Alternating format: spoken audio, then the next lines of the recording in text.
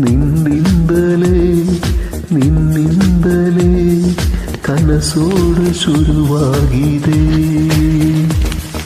ನಿನ್ನಿಂದಲೇ ನಿನ್ನಿಂದಲೇ ಮನಸ್ಸಿಂದು ಕುಣಿದಾಡಿದೆ.